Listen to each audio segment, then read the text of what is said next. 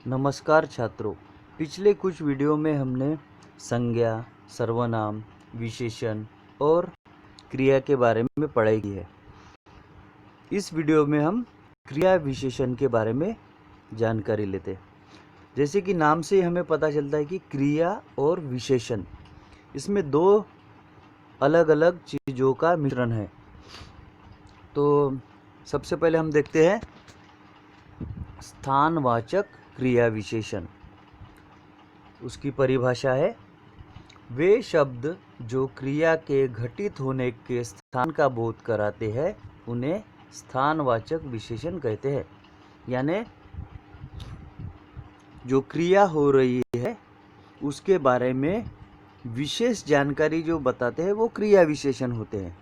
अगर यह क्रिया विशेषण स्थान यानी जगह के बारे में या किसी ठिकाने के बारे में हमें जानकारी देता है तो वो स्थानवाचक क्रिया विशेषण होता है। वैसे हमें सिर्फ क्रिया विशेषण के ही बारे में चौथी कक्षा में ज़्यादातर ध्यान देना है, पर इसके कुछ प्रकार है। अगर ये आपको प्रकार ध्यान में नहीं रहते तो भी आपको उसमें से क्रिया विशेषण ढूंढते रहना चाहिए। तो जैसे कि मैंने कहा कि स्थान के बारे में जो क्रिया हो रही है उसकी विशेषता जो बताता है वो स्थानवाचक क्रिया विशेषण होता है। जैसे यहाँ, वहाँ, कहाँ, जहाँ, ऐसे बहुत सारे शब्द हैं। कुछ उदाहरण देखते हैं तो आपको अच्छी तरह से समझ में आ जाएगा। जैसे कि बच्चे ऊपर खेलते हैं। अब यहाँ पर हमें ध्यान रखना है कि सबसे पहले क्रिया कौन सी है। यहाँ पर क्रिया क्या है? क्रिया है खेलते हैं। क्रिया कौन सी है? खेलते हैं। और क्रिया के बारे में विशेष जानकारी क्या है? ऊपर। अगर हमें स्थानवाचक क्रिया विशेषण ढूंढना है तो हमें कहाँ यह शब्द से प्रश्न पूछना है। बच्चे कहाँ खेलते हैं? तो बच्चे ऊपर खेलते हैं। तो कहाँ से कहाँ यह शब्द लेकर हम प्रश्न पूछेंगे तो हमें जो उत्तर आएगा वो क्या होगा? स्थानवाचक क्रिया विशेषण होगा। अब दूसरा उदाहरण देखते हैं। अब वहाँ अकेला मजदूर था। अब कहाँ अकेला मजदूर था? तो उत्तर आएगा वहाँ। तो वहाँ क्या होगा? स्थानवाचक क्रिया विशेषण। तो इस बात से हमें यह पता चलता है कि स्थानवाचक क्रिया विशेषण ढूंढने के लिए हमें कहाँ यह शब्द से प्रश्न बनाना है। तुम बाहर बैठो। तुम कहाँ बैठो? तुम बाहर बैठो। तो उत्तर आया बाहर। तो बाहर क्या होगा? स्थानवाचक क्रिया विशेषण। नीमा बाहर जा रही है। तो नीमा कहाँ जा रही है? उत्तर आएगा बाहर। तो बाहर हुआ हमारा स्थानवाचक क्रिया विशेषण। हमें यह भी याद रखना है कि क्रिया क्या है। अगर हमें क्रिया पहचान में आती है तो उसकी विशेषता क्या है ये जल्दी समझ में आएगा। अगर हमें प्रश्न भी नहीं पूछते हैं तो भी हमें क्रिया पता होने पर विशेषण पता हो सकता है, यानी क्रिया विशेषण हम आसानी से पहचान सकते हैं। शशि मेरे पास बैठी है। अब देखो, बैठी है ये हुआ क्रिया। अब ये क्रिया किस क्रिया की विशेषता का क्या है? बैठी है, पर कहाँ बैठी है? मेरे पास।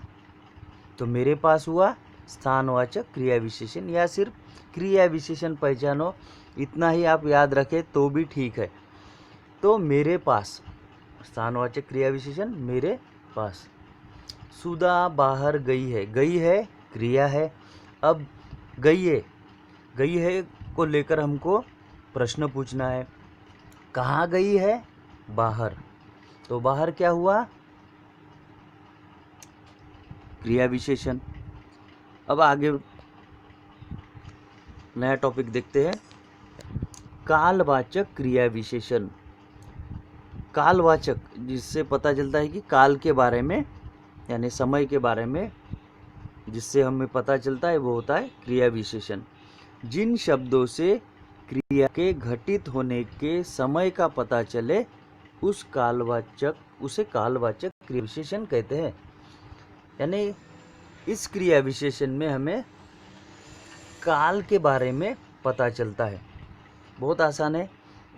काल यानी किस समय या कौन से समय यह काम हो रहा है उसके बारे में हमको पता चलता है, तो वो होता है कालवाचक क्रिया विशेषण।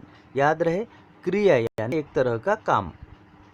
जैसे उदाहरण आज, कल, परसों, पहले, पीछे, अब तक, अभी अभी, लगातार, बार बार, प्रतिदिन, ये सभी काल के बारे में बताते हैं। काल यानी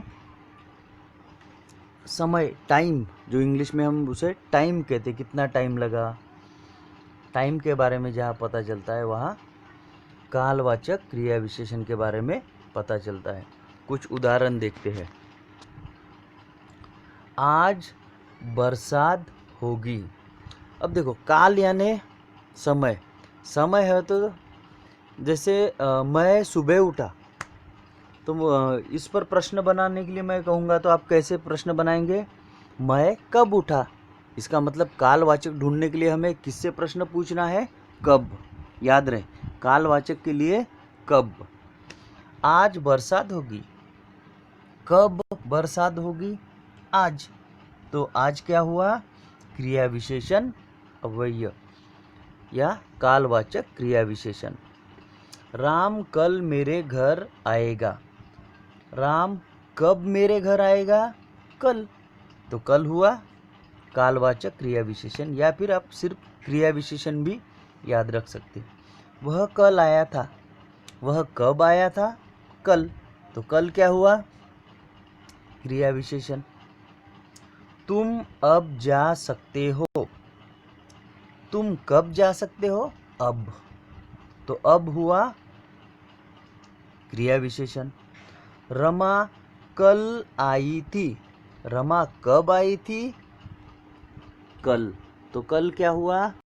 क्रिया विशेषण। हमारा मित्र अभी आ जाएगा। हमारा मित्र कब आ जाएगा? हमारा मित्र अभी। तो आंसर है अभी। तो अभी क्या हुआ? क्रिया विशेषण, या फिर उसी को हम कालवाचक क्रिया विशेषण कहते हैं। उसके बाद हम देखते हैं नया प्रकार, परिमाणवाचक क्रिया विशेषण। अब परिमाण से, जिसे इंग्लिश में यूनिट कहा जाता है, यूनिट जिससे हम चीज़ें गिनते हैं, यानी कौन सी चीज़ें कितनी मात्रा में है या कितनी चीज़ें हैं, ये अगर हमें पता कराना है तो उसको हिंदी में परिमाणवाचक क्रिया विशेषण कहते हैं। जिन अविकारी शब्दों से क्रिया के परिमाण और उसकी संख्या का पता चलता है उसे परिमाणवाचक क्रिया विशेषण कहते हैं।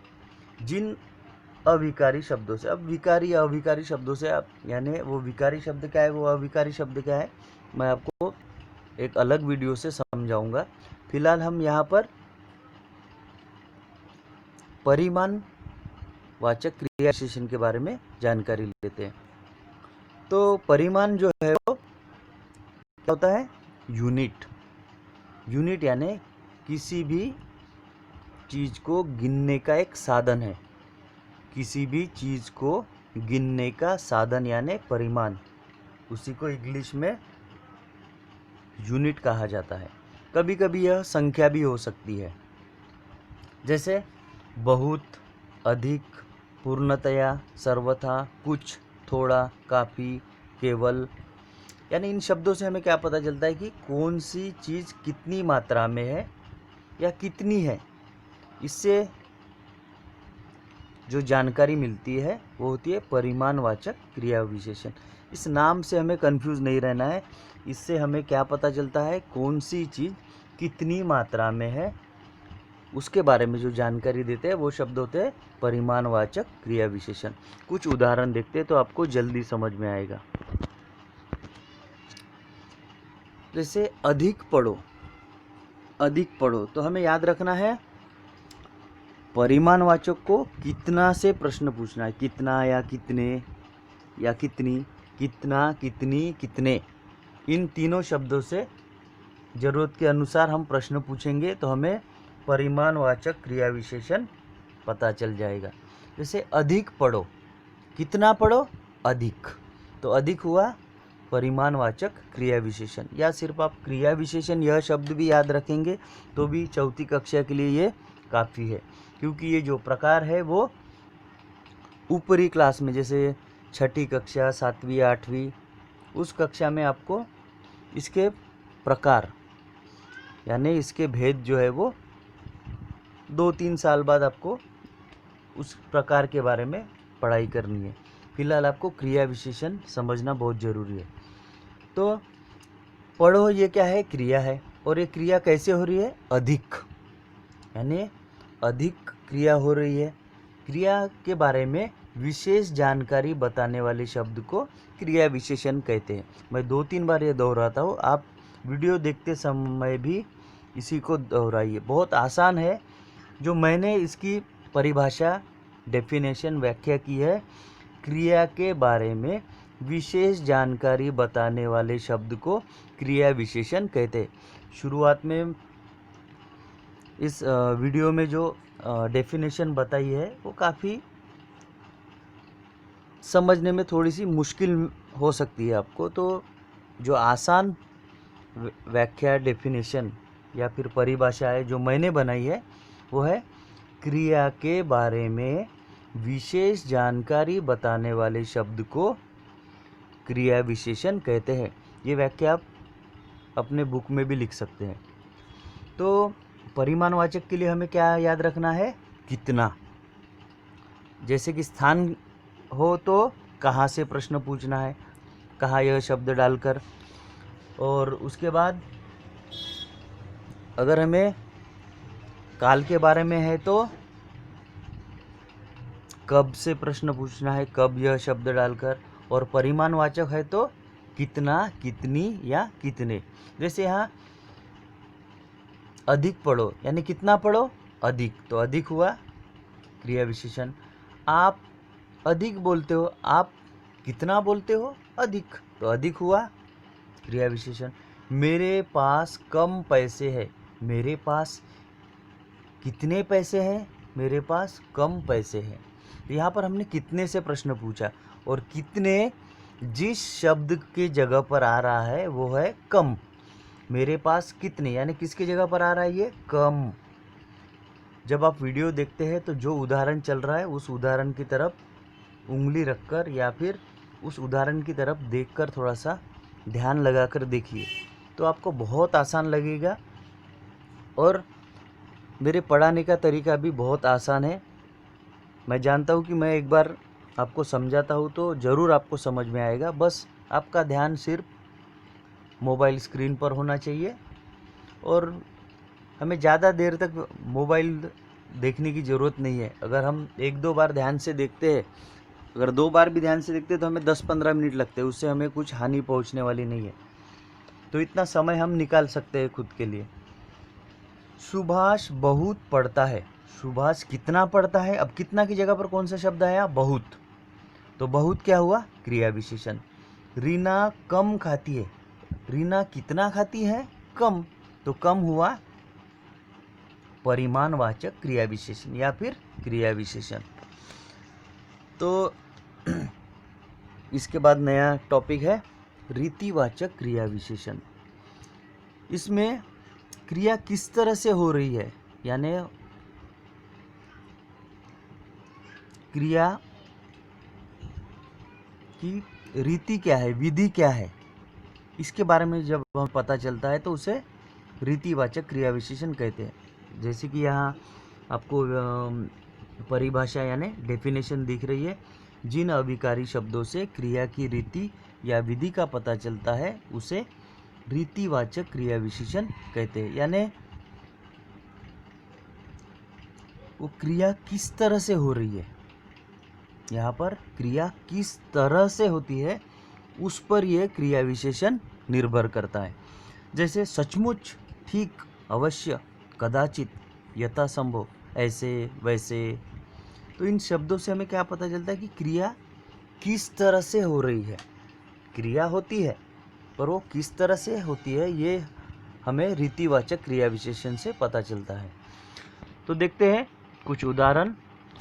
अचानक काले बादल घिराए। अब क्रिया कैसे होती है, तो कैसे से प्रश्न पूछना चाहिए।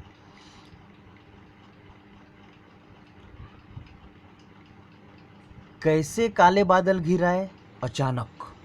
तो अचानक हुआ क्रिया विशेषण। कौन सा क्रिया विशेषण? रीतिवाचक क्रिया विशेषण। तो अचानक हुआ रीतिवाचक क्रिया विशेषण। रीतिवाचक यानी किस तरह से, यानी कैसे। तो घिर आए, घिर आए क्या है? क्रिया है ना। बादल घिर आए ये क्या है? एक क्रिया है। पर ये किस तरह से हो रही है? अचानक। कैसे हो रही है? अचानक। तो ये अचानक से हमें पता चलता है कि ये क्रिया विशेषण है। हरीश ध्यान पूर्वक पढ़ रहा है। अब हरीश कैसे पढ़ रहा है? तो उत्तर आएगा ध्यान पूर्वक। पढ़ रहा है क्रिया, और क्रिया के बारे में विशेष जानकारी क्या है? पढ़ रहा है ये क्या है? क्रिया। तो क्रिया को किससे प्रश्न पूछना है? कैसे। कैसे पढ़ रहा है? ध्यानपूर्वक। तो ध्यानपूर्वक हुआ क्रिया विशेषण। रमेश धीरे धीरे चलता है। चलो क्रिया बताओ। चलता है। क्रिया क्या है? चलता है। तो कैसे चलता है? धीरे धीरे। तो धीरे धीरे क्या है? क्रिया विशेषण। वह तेज भागता है। तो पहले क्रिया पहचानो। भागता है। क्रिया क्या है? भागता है। तो उसको किससे प्रश्न पूछना है? कैसे। कैसे भागता है? तेज। तो तेज हुआ हमारा क्रिया विशेषण। जो उदाहरण मैं पढ़ रहा हूँ उस पर आप ध्यान रखिए, और जिस चीज़ को मैं बार बार समझाता हूँ उस चीज़ को आप भी मन में दोहराइए, उसको बार बार मन में आप पढ़िए, तो आपको ये बहुत आसान लगेगा और बिल्कुल भी मुश्किल नहीं है। जो हमने 4 संज्ञा के भेद पढ़े, शब्दों के भेद पढ़े थे, उसमें से ये थोड़ा सा मुश्किल है, बस थोड़ा सा ही, ज़्यादा मुश्किल नहीं है। अगर हमने क्रिया और विशेषण के बारे में अच्छा पढ़ा है तो हमें क्रिया विशेषण तो बहुत आसान लगेगा। कछुआ धीरे धीरे चलता है। कैसे चलता है? धीरे धीरे। तो धीरे धीरे क्या हुआ? क्रिया विशेषण। तो मैं आशा करता हूँ कि आपको ये वीडियो बहुत पसंद आया होगा, और आप घर में ऐसा फील करेंगे कि मैं ही आपके सामने कुछ पढ़ा रहा हूँ, और आप टीवी और बाकी शोर शराब यानी जो भी चीज़ें घर में चलती है उससे थोड़ा दूर, आवाज़ से थोड़ा दूर रहकर एकांत में बैठकर वीडियो देखिए। तो उससे क्या होगा? आपका ध्यान पूरा वीडियो की तरफ रहेगा, उससे आपको अच्छी तरह से समझ में आएगा। अगर हम टीवी देखते हुए या फिर बहुत शोर शराबा चल रहा है, या कुछ लोग बात कर रहे हैं, या हम भीड़ में या कहीं और जाकर ये वीडियो देख रहे हैं, तो आपको कंसंट्रेशन नहीं रहेगा, ध्यान नहीं लगेगा आपका। तो थोड़ा ध्यान से देखिए तो आपको बहुत आसान लगेगा। तो अब सभी के लिए एक प्रश्न है, आप मुझे पर्सनल नंबर पर कमेंट कर सकते हैं, यानी आप उत्तर भेज सकते हैं। और एक जो हमने अभी तक पढ़ा उसके बारे में थोड़ा सा रिवाइज करते। स्थान है तो उसके लिए हमें कहाँ यह शब्द से प्रश्न पूछना है। काल के बारे में यानी कालवाचक क्रिया विशेषण है तो हमें कब यह शब्द से प्रश्न पूछना है। रीतिवाचक क्रिया विशेषण को हमें कैसे यह शब्द से प्रश्न पूछना है। और परिमाणवाचक जो है उसको हमें कितना, कभी कितनी, कभी कितने, इस शब्द का प्रयोग कर प्रश्न पूछना है। तो आज का आपके लिए सवाल है, आप तुरंत वीडियो देखने के बाद मुझे इसका उत्तर कमेंट कर सकते हैं। सुप्रिया प्रतिदिन स्कूल जाती है। इसमें से आपको क्रिया विशेषण ढूंढना है। दूसरा प्रश्न है, कमजोरी के कारण मरीज थोड़ी दूर ही चल सका। इसमें भी हम आपको क्रिया विशेषण ढूंढकर निकालना है। मैं आशा करता हूँ कि आपको ये जानकारी बहुत अच्छी तरीके से समझ में आई होगी। इसके पहले जो वीडियो है वो भी आप एक बार ज़रूर देखिए और अपना ख्याल रखिए, घर में ही रहिए, सुरक्षित रहिए। धन्यवाद।